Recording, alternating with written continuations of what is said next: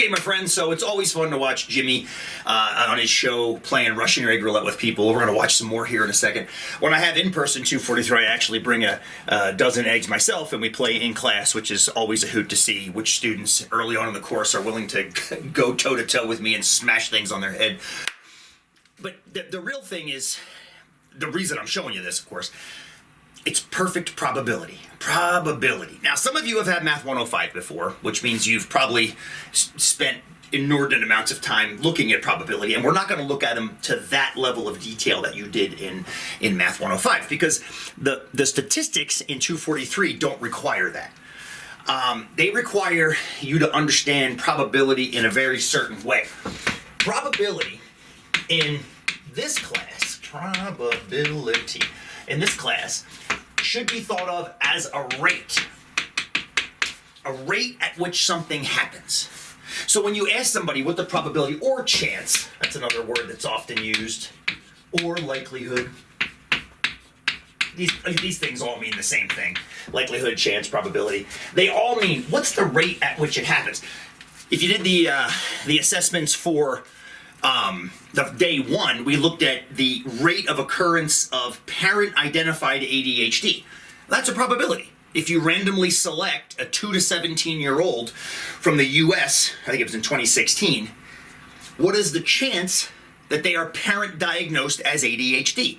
That's a probability. And it's actually a very special kind of probability. You might remember this from 105 if you've had it before, or you might not if you've never, but you're going to learn it right now. Whether you're talking about identifying a child with ADHD, whether you're talking about smashing an egg on your head and it's raw or it's hard-boiled, or whether you're flipping a coin and it's heads or tails, those are called binomial events. One of two things can happen. Flip a coin, heads or tails. Smash an egg, raw or hard-boiled. Identify a child, ADHD or not. Two things happen in each of those cases. The challenge is establishing the rate at which they happen. And that's where it gets interesting, because in general, you're not going to know what the players in Russian egg roulette knew. They knew that of the 12 eggs, 4 were hard-boiled. So it's not that hard to realize what is the rate at which the first player draws a raw egg. Well, the first player is sitting and looking at an entire dozen eggs. So the rate at which the first player gets a raw egg would be out of 12, 4 chances out of 12, which is about 33%. About 33%. Where it gets interesting is if I asked you a question like this: what's the chance the second player gets a raw egg? Well, you can't answer that right away without knowing what happened with the first player, if that makes sense.